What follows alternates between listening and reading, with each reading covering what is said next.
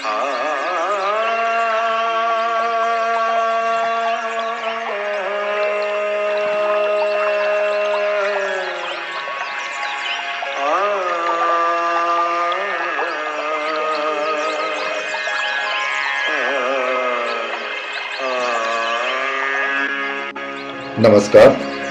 सर्वांचं स्वागत. संगीत समाधी भाग 17. लेखक ब्रह्मलीन योगीराज मनोहर हरकरे.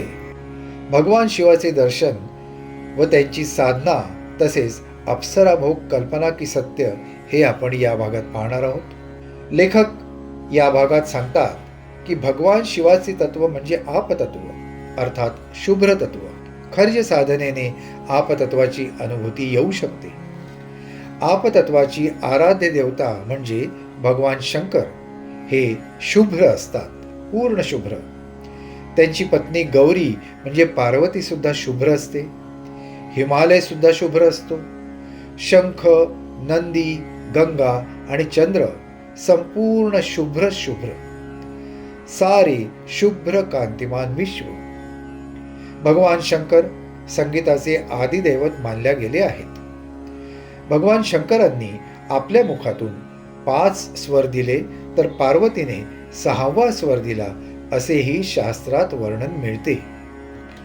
स्वरांचा आद्य स्वर म्हणजे षड्ज अर्थात सा हा सुद्धा शुभ्रच असतो असे अनुभवाती वर्णन मिळते.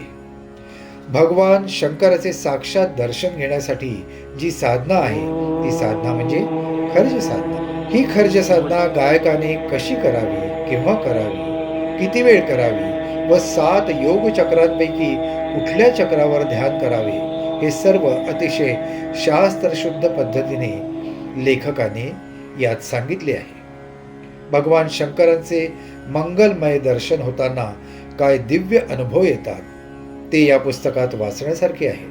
ही साधना करताना नियम कोणते, आहार कसा असावा, आसने कोणती करावीत, प्राणायाम कोणते कसे करावेत, भगवान शंकरांच्या काखेत जी कुबडी दाखवतात त्या कुबडीचा ईडा पिंगला स्वर स्थिर ठेवण्यासाठी उपयोग कसा करावा हे सुद्धा लेखक या पुस्तकात सांगतात. ईडा पिंगला स्वरांच्या अभ्यासालाच स्वरोदय शास्त्र असे म्हणतात.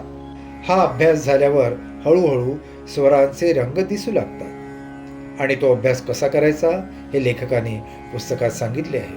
हा अभ्यास झाल्यानंतर स्वरांचा स्पर्श कळू लागतो, स्वरांची चव कळू लागते, स्वरांचा गंध कळतो. स्वरांचा गंध इत्यादी संपूर्ण पंचगुण कळल्यावर वारंवार चंद्रदर्शन होते, अनाहत नाद ऐकू येतात, शंखनाद येतो आणि एका मंगल समयी साक्षात शिवाचे मंगलमय दर्शन होते. मंगलमय दर्शन अतिशय सुंदर दर्शन, शुभ्र दर्शन, कर्पूर गौर शिव भगवान शिव. आणि मग हे दिव्य दर्शन झाल्यावर गायक साक्षात गानयोगी बनतो. त्याच्या मुखातून निघणारे स्वर हे मग रूप, रंग, गंध, चव असे पंचगुणात्मक असतात. आणि मग अशा गानयोग्याने एखादा राग किंवा रागिणी गायल्यावर अवकाशात प्रत्यक्ष त्या रागाचे किंवा रागिणीचे पंचगुणात्मक स्वरूप साकारते. हेच राग रागिण्यांचे दर्शन होय. देवी सरस्वतीचे शुभ्र जगतातील दर्शन सुद्धा होते आणि साधक एका अनुपम आनंदात असतो. याचे वर्णन फक्त सुखम आत्यंतिकम असे लेखक करतात. आणि मग यानंतर गान साधकाला गंधर्व अप्सरांचे सुंदर दर्शनही होते. या गंधर्व अप्सरांवर अधिक नेटाने ध्यान केल्यास त्या गंधर्व अप्सरांचे दिव्य गायन ऐकता येते, त्यांचे नृत्य अनुभवता येते, त्यांचा सुंदर गंध येतो आणि शुभ्र गुलाबी रंगाच्या या गंधर्व अप्सरांचा सुंदर स्पर्शही अनुभवता येतो. आणि मग इच्छाशक्तीने या गंधर्व अप्सरांचा प्रत्यक्ष भोग त्या दिव्य अवस्थेत घेता येतो. त्यामुळे गंधर्व अप्सरांचा भोग ही केवळ कल्पना नसून ते एक विज्ञान आहे आणि त्या दिव्य अवस्थेत याचा अनुभव गान साधक घेऊ शकतो असे लेखक त्यांच्या प्रत्यक्ष अनुभूतीने सांगतात. परंतु ते हे सुद्धा सांगतात की गान साधकाने या मायेत जास्त अडकू नये, कारण त्यामुळे पुढची प्रगती अर्थात मोक्षाकडे जाण्याची प्रगती थांबू शकते. अप्सरा यांचा अजून एक अर्थ लेखक सांगतात. अप्सरा अर्थात अप अधिक सरा.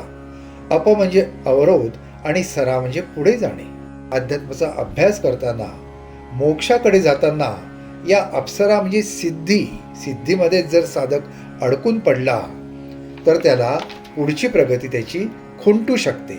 म्हणून ऋषीमुनींना सुद्धा मोहविण्यासाठी अप्सरा त्यांच्या तपस्येचा भंग करायच्या अशा कथा पुराणात मिळतात. आणि म्हणून या अप्सरांच्या अर्थात एका अर्थाने सिद्धींच्या मागे न लागता साधकाने पुढे जावे, त्यांचा त्याग करून आणि पुढचा मोक्षाचा मार्ग स्वीकारावा असे लेखक सांगतात.